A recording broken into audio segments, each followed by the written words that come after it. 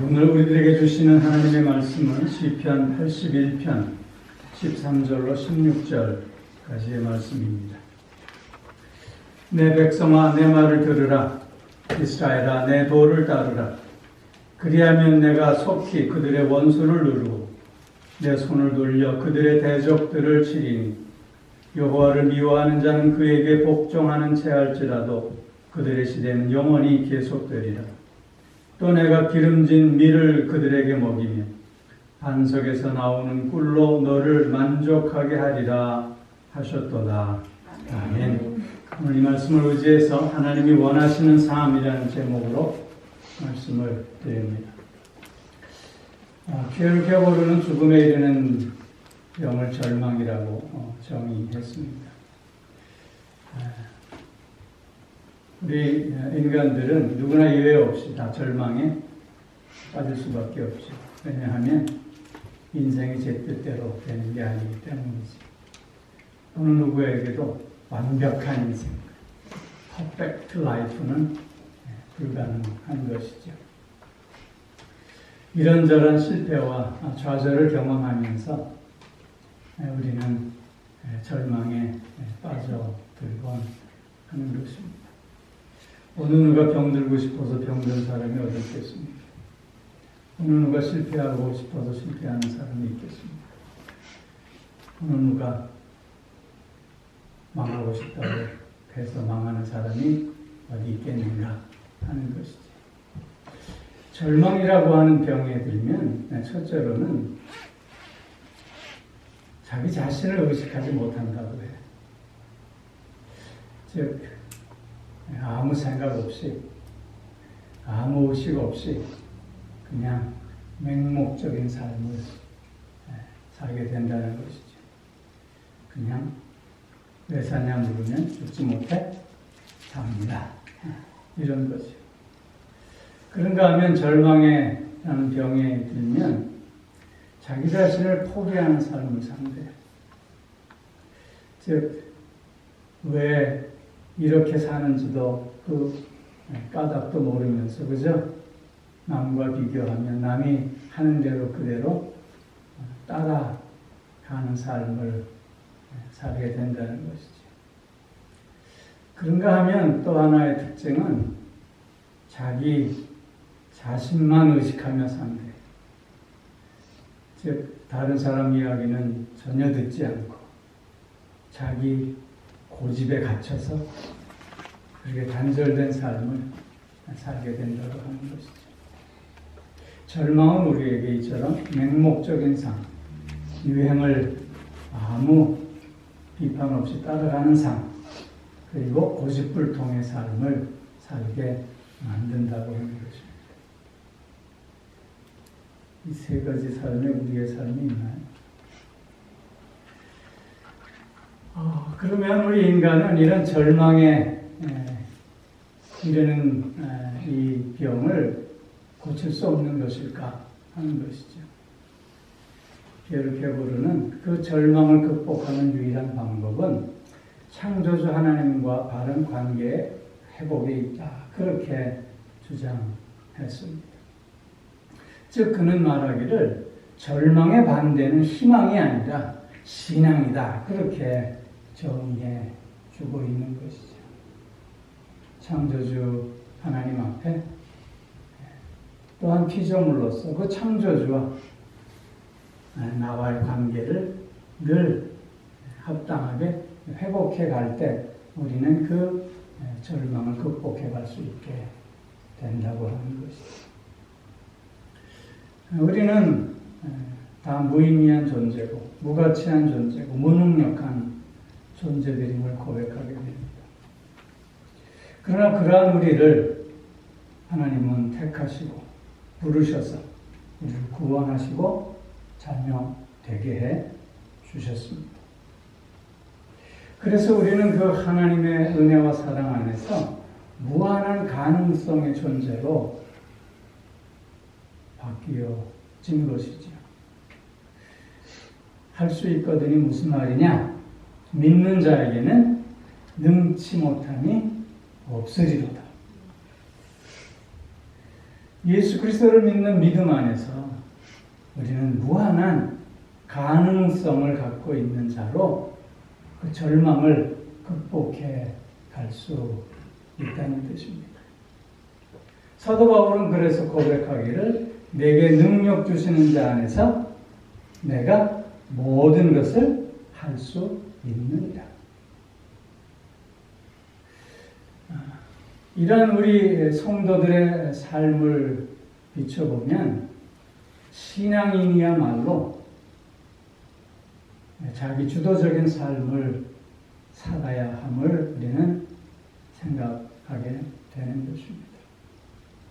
주도적인 삶을 산다고 하는 것, 그것은 내가 하고 싶은 대로 산다고 하는 것이 아니겠지요.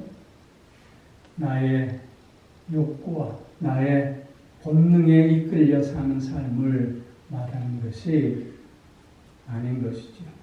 주도적인 삶을 산다고 하는 것은 내가 선택하고 행동한 것에 대해 책임지는 삶을 산다고 하는 뜻입니다. 출애굽한 이스라엘 백성들의 모습을 한번 살펴보지요. 저들은 애굽의 노예 생활 가운데 그들의 그 고통 속에서 하나님 앞에 부르짖었습니다. 하나님은 그들의 고통의 신음을 들으시고 모세를 보내셔서 그들을 인도하여 출애굽의 역사를 이루게 하셨습니다. 이스라엘 백성들이 출애굽할 때 저들은 가기 싫은 것 억지로 등 떠밀려서 애굽을 떠난 것이 아니었습니다. 그들은 주변의 애굽 사람들에게 자신들이 필요한 좋은 것들을 요구했고 그것을 가지고 신이 나서 춤을 추며 애굽을 떠났습니다. 그렇게 출애굽의 여정을 시작한 저들이었지만 그러나 그 광야의 여정 속에서 이런저런 힘든 문제, 어려운 문제, 고난을 겪을 때마다 그들은 모세를 원망했고 하나님을 배반했습니다. 즉 그들은 자신들이 선택하고 자신들이 행한 그 삶에 책임은 지려 하지 않았다고 하는 것이죠. 결코 저들은 주도적인 삶을 살고 있는 모습이 아니었습니다. 오늘 우리가 함께 읽은 시편 81편 말씀은 마땅히 이스라엘 백성들이 살아야 할 삶을 살지 못하고 마땅히 이스라엘 백성들이 누려야 할 그 삶을 누리지 못한 것에 대한 안타까움과 아쉬움을 노래하고 있는 시입니다. 특별히 이렇게 이스라엘 백성들이 주도적인 신앙인으로서의 삶을 살지 못한 것에 대해서 안타까움을 노래하면서 오늘 우리가 함께 읽은 본문 구절에서는 그래서 하나님이 원하시는 삶을 주도적으로 살아야 할 것을 다시 한번 강조해 주고 있는 것입니다. 신앙인으로서 주도적인 삶을 산다고 하는 것은 내가 선택하고 내가 행동한 것에 대해 하나님 앞에 책임을 다하는 삶이라 했습니다. 이런 주도적인 삶을 살기 위해서는 무엇보다도 뚜렷한 분명한 목표가 있어야 하는 것입니다. 왜냐하면 목표가 뚜렷할 때만이 방향이 바르게 설정되어질 수 있고 그리고 기준을 잡을 수 있기 때문인 것입니다.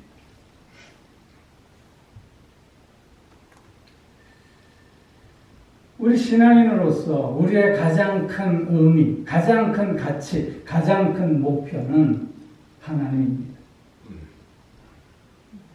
그렇기에 하나님을 향하여 나아가는 삶, 하나님께서 원하시는 삶, 하나님을 목표로 하는 삶이야말로 우리 그리스도인들이 선택해야 하는 삶이고 우리 그리스도인들이 오늘 살아가야 할 삶에 분명한 것입니다. 그런데 이렇게 하나님을 향한 삶, 하나님을 목표로 하는 이 삶은 우리가 억지로 살아가는 것이 아니라 그 삶이 우리에게 가장 큰 기쁨이요, 가장 큰 만족이요, 가장 큰 행복임을 알기에 자원하여 그 삶을 고백하며 나아가게 되는 것입니다. 하나님이 원하시는 삶을 사는 것. 그래서 그것은 우리 그리스도인들이 주도적인 삶을 살아가는 모습이 아닐 수 없는 것입니다. 특히 오늘 13절 말씀에 보면 내 백성아 내 말을 들으라, 이스라엘아 내 도를 따르라, 그렇게 말씀하고 있습니다. 이스라엘 백성들에게 다시 한번 하나님이 말씀하시는 겁니다. 내가 너희를 향해서 원하는 삶은 내 말을 듣고 그 들은 말에 순종하는 삶이다 라고 하는 것입니다. 그것이 하나님께서 우리에게 원하시는 삶입니다. 그 삶을 주도적으로 살아갈 때 하나님 또한 우리에게 참된 기쁨과 만족과 행복을 허락하여 주신다는 의미인 것입니다. 말씀을 듣고 행하는 것, 그것이 지혜로운 자의 모습임을 주님은 말씀하셨습니다. 말씀을 듣고 행하지 않는 자는 어리석은 자로 마치 모래 위에 집을 지어 쉬이 무너질 수밖에 없지만, 말씀을 듣고 행하는 자들은 지혜로운 자로서 반석 위에 집을 지은 같아 비가 오고 창수가 나고 바람이 불어도 무너지지 아니한다 했습니다. 말씀을 듣는 것에 족한 것이 아니라 들은 말씀대로 순종하는 삶을 사는 것이 하나님께서 원하시는 삶이에요. 오늘 우리가 신앙인으로서 주도적인 삶의 모습이라고 강조해주고 있는 것입니다. 말씀을 듣고 그 들은 말씀대로 행하는 삶이 요구되어지는 것이죠. 어떤 자가 주님께 찾아와서 물었습니다. 가장 첫째 되는 계명이 무엇입니까? 그래서 주님께서 말씀하셨죠. 내 마음을 다하고 목숨을 다하고 뜻을 다하여 주 너의 하나님을 사랑하라. 그리고 두 번째로는 내 이웃을 내 몸처럼, 내 자신처럼 사랑하라. 그렇게 말씀하셨습니다. 이 말씀은 먼저 하나님을 사랑하고, 그리고 하나님을 사랑하며 하나님과의 관계 안에서 자신을 사랑하고, 그리고 자신을 사랑하는 그 사랑으로 너를, 이웃을 사랑하라는 말씀입니다. 우리는 이 말씀을 들었기에 오늘 우리의 삶의 자리에서 이 말씀을 또한 실천할 수 있어야 하는 것입니다. 여러분, 자기를 사랑하는 것과 이기적인 것의 차이는 무엇일까요? 이기적인 사람은요, 다른 사람을 이용해서 자기의 유익을 챙기려고 하는 사람입니다. 그러나 자신을 사랑하는 사람은 자신을 사랑하기에 그 이웃도, 그 남도, 너도 그렇게 사랑하여 그를 인정하고 그를 존중해 주는 것입니다. 자신을 사랑하는 사람은 결코 그래서 남을 이용하려 하지 않습니다. 자신을 사랑하는 사람은 결코 남을 수단화하지 않습니다. 왜냐하면 자신이 이용당하고 자신이 수단화되는 것을 그는 거부하기 때문이죠. 그렇게 자기를 사랑하는 사람들은 그렇게 이웃을 사랑하게 돼 있다는 것입니다.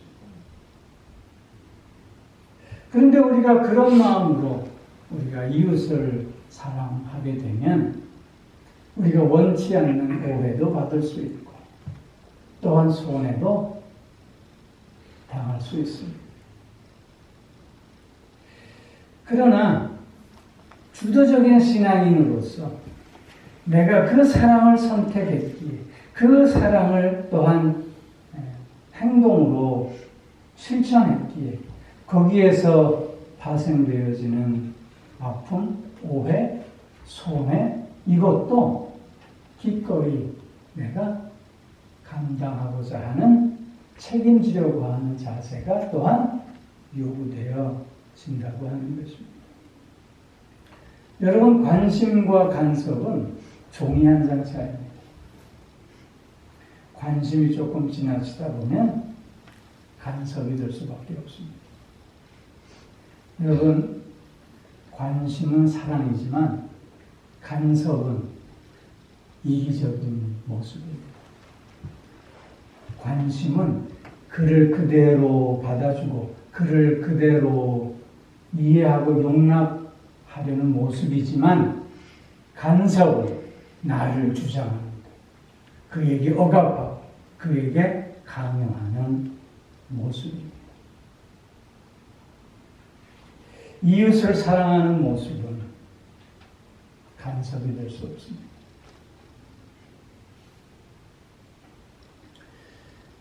늘 그를 향한 관심 속에서 그를 어떻게 하면 바르게 이해할 수 있을까? 그를 어떻게 하면 바르게 세워낼 수 있을까를 고민하는 모습이라 할 수 있지요.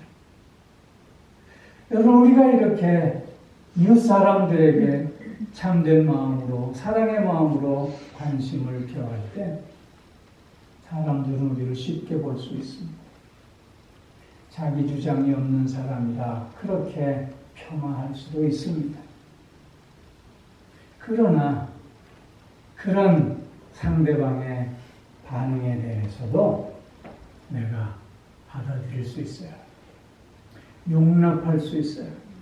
그것을 스스로 그렇게 사랑하는 자로 오늘 내가 살았기에 거기에 따른 책임도 질 수 있어야 하겠다는 것입니다. 여러분, 가만히 있으니까 가만히로 본다는 말 아시죠? 가만히로 본다고 그럴 때 우리 성질내잖아요. 여러분, 그를 향한 사랑으로 내가 참고 가만히 있음으로 상대가 나에게 다가오는 다양한 내가 원하지 않았던, 기대하지 않았던 그런 모습까지도 내가 감당하고 용납하며 책임지려고 하는 모습이 우리에게 있어야 하겠다는 것이죠. 그것이 하나님께서 원하시는 주도적인 신앙인으로서의 삶의 모습이라고 하는 것입니다.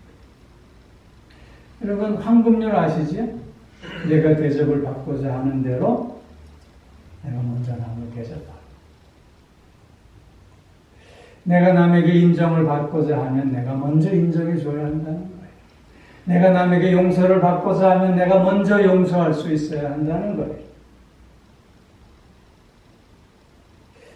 내가 누군가로부터 존중받고 싶으면 내가 먼저 존중해 줄 수 있어야 하고, 내 이야기를 누군가가 들어주기를 원한다면 내가 먼저 누구의 이야기를 들어줄 수 있어야 한다는 거예요. 여러분, 눈치와 배려의 차이점을 아시나요? 여러분들은 눈치 보는 사람입니까? 아니면 배려하는 사람입니까? 이거 헷갈려요. 눈치 보는 것과 배려하는 것의 차이는요, 그 중심이 어디에 있느냐 하는 거예요. 눈치를 보는 사람들은요, 중심이 나예요. 내가 이렇게 하면 저 사람이 어떻게 나를 바라볼까? 거기에 늘 초점이 맞춰져 있어요. 특별히 우리 한국 문화는 눈치 문화라고 그러잖아요. 그러다 보니까 눈치 보는 것이 마치 배려하는 모습인 것 그냥 착각하는 경우도 있는 것 같아요. 그러나 우리 그리스도인들은 눈치 보는 사람이 아니라 배려하는 사람이 돼야 하는 거예요. 배려는 뭐냐면 그 중심이 내가 아니라 너에게 있어요. 너의 평안함이 어떻게 이루어질 수 있을까? 너의 복됨이 어떻게 이루어질 수 있을까? 너의 기쁨이 어떻게 이루어질 수 있을까? 너를 중심으로 그래서 나를 내려놓고 희생할 때 그것이 배려의 모습이고 그것이 황금률을 지키는 모습이라고 합니다. 이렇게 우리가 먼저 남을 배려할 때 우리는 또한 상대방으로부터 이런저런 다양한 아픔들도 경험할 수 있습니다.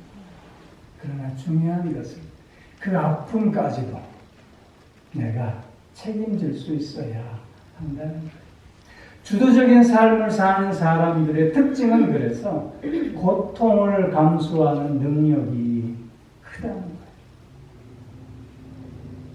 고통을 감수하는 능력뿐만 아니라 그 고통을 이기는 능력이 있어야 돼요. 뿐만 아니라 한 걸음 더 나아가서 그 고통 속에서 기쁨을 누릴 줄 아는 능력이 있어야 되는 거예요. 특별히 하나님이 원하시는 삶을 사는 주도적인 신앙인으로서 그 고통 가운데서 행복을 미리 찾을 수 있는 능력을 가질 수 있어야 한다는 거예요. 오늘 14절 이하에서 보면 이처럼 하나님이 원하시는 삶을 사는 자에게 하나님은 어떤 은혜와 복을 약속하고 계시는가를 말씀해 주고 있어요. 하나님의 원하시는 그 삶대로 말씀을 듣고 들은 대로 행동할 때 이렇게 저렇게 많은 어려움들이 있을 수 있지만 그러나 그 어려움들, 그 아픔들 속에서 하나님의 선하심을 발견할 수 있어야 하겠다는 거예요. 오늘 특별히 14절 말씀에 보면 하나님께서 그런 자들에게 원수로부터 승리케 해 주신다 말씀하고 있어요. 이스라엘 백성들이 가나안 여정 가운데 그들을 방해했던 많은 방해 세력들이 있었습니다. 하나님은 애굽을 물리쳐 주셨습니다. 하나님은 미디안을 무찔러 주셨습니다. 그들이 배고플 때 만나를 먹여주셨고 그들이 추위와 더위와 싸울 때 불기둥과 구름기둥으로 함께해 주셨습니다. 오늘 우리가 하나님의 사람으로서 하나님이 원하시는 삶을 살아가는 데 있어서 방해되는 모든 요소들을 하나님께서는 제거해 주시고 그 모든 것들로부터 승리케 해 주시마 약속하고 계시는 거예요. 나를 방해하는 사람들이 있을 수 있습니다. 나를 방해하는 환경들이 있을 수 있습니다. 또한 내 안에 하나님의 사람으로서 오늘 주도적인 신앙의 삶을 살아가지 못하도록 나를 끌어내리려고 하는 악함이 있을 수 있고 어리석음이 있을 수 있고 욕심과 탐욕이 있을 수 있습니다. 그러나 하나님께서는 이 모든 것까지도 다 제거해 주시고 이 모든 것들로부터 승리케 하여 주시마 약속하고 계시는 것입니다. 뿐만 아니라 15절 말씀에 보면 날마다 회개하는 가운데 새롭게 하여 주신다 말씀하고 있습니다. 여기 15절에 여호와를 미워하는 자는 그에게 복종하는 채할지라. 즉 하나님의 그 능력 앞에 하나님을 두려워하여 잠깐 머리 숙이는 경우가 있다 할지라도 저들은 결코 하나님 앞에 온전히 회개하지 못하고 그런 어리석은 삶을 계속해서 살아감으로 멸망에 이르게 됨을 말씀하고 있는 것입니다. 바로가 그런 삶을 우리에게 보여주고 있는 것이죠. 하나님의 능력 앞에 바로는 하나님을 인정하고 하나님께 머리를 숙이곤 했지만 그러나 결국엔 그 삶을 온전히 돌이키지 못하고 심판을 받게 되지 않습니까? 그러나 하나님의 사람들은 이와는 달리 하나님 앞에 온전히 회개함으로 말미암아 날마다 새로워지는 은혜와 복을 누릴 수 있게 하신다. 그리고 16절 말씀에는 기름진 밀로 먹이고 반석에서 나오는 꿀로 만족하게 하리라 말씀하십니다. 기름진 밀로 배불리 먹을 수 있게 하시고 반석에서 나오는 꿀은 값비싼 석청을 얘기하는 거예요. 이런 것들로 인해서 삶에 참된 만족을 허락하여 주시겠다고 하는 거죠. 즉 하나님께서 원하시는 삶을 살고자 오늘도 주도적으로 나의 삶을 선택하고 그리고 행동하고 하나님의 말씀을 듣고 순종하며 나아갈 때 하나님은 이런 복됨을 허락하여 주시마 약속하고 계시는 것입니다. 사랑하는 성도 여러분, 우리는 오늘 주도적인 신앙의 삶을 살아갈 수 있어야 합니다. 하나님이 원하시는 삶, 그 삶이 나에게 최고의 삶임을 알기에, 최고의 삶임을 고백하기에 내가 오늘 그 하나님을 붙잡고 그 하나님 안에서 그 하나님을 향해 담대히 발걸음을 옮깁니다. 이런 나의 발걸음 가운데 내가 예기치 못했던 다양한 어려움들이 있을 수 있겠지만 그러나 그 어려움에 좌절하고 낭망하는 자가 아니라 오히려 그 어려움을 넘어서서 나에게 주시려고 하시는 하나님의 그 복됨을 미리 바라보는 가운데 승리하는 삶을 사는 우리가 되게 할 줄로 믿습니다. 하나님을 원하시는 삶, 하나님께서 원하시는 삶, 그 삶이 오늘 저와 여러분들의 삶이 되어지기를 주의 이름으로 축원합니다. 기도하겠습니다. 오사랑의 아버지 하나님, 절대적으로 무능하고 무가치한 우리들이지만 하나님 그러한 우리를 주님의 품에 품으시고 우리를 새롭게 하여 주시고 능력의 잠중에 붙들어 주셔서 오늘도 복된 삶을 살아갈 수 있게 하여 주시오니 감사히 드립니다. 하나님께서 원하시는 그 삶, 하나님의 말씀을 듣고 그 말씀에 순종하는 삶을 오늘도 살아가게 하시고 그 삶 속에 이렇게 저렇게 다가오는 다양한 어려움들과 고난 가운데서도 무너지지 않고 좌절하지 않고 그 고난 너머에 주님께서 예비해 놓으신 그 복됨을 미리 바라보는 가운데 승리하는 우리들이 되게 하여 주시옵소서. 신앙인으로서 그래서 오늘도 주도적인 삶을 살아감으로 하나님께 영광 돌리며 또한 책임을 다하는 우리가 되게 하여 주시옵소서. 온 사랑의 아버지 하나님, 오늘도 주님께서 베풀어 주신 그 사랑과 은혜를 기억하며 귀한 예물 정성으로 굳어라 하나님 앞에 올려드립니다. 드린 손길들을 주님 기억하여 주시고 그 삶과 그 모든 것들을 주님께서 또한 인도하여 주시며 또 흥행하여 주시는 가운데 하나님의 복됨이 하나님의 아름다움이 차고 넘칠 수 있게 하여 주시옵소서. 저들의 오늘의 삶에 그래서 힘이 있게 하시고 더욱더 올곧고 분명한 삶이 될 수 있게 하여 주옵소서. 감사드리며 우리 주 예수 그리스도의 이름으로 기도하옵나이다. 아멘.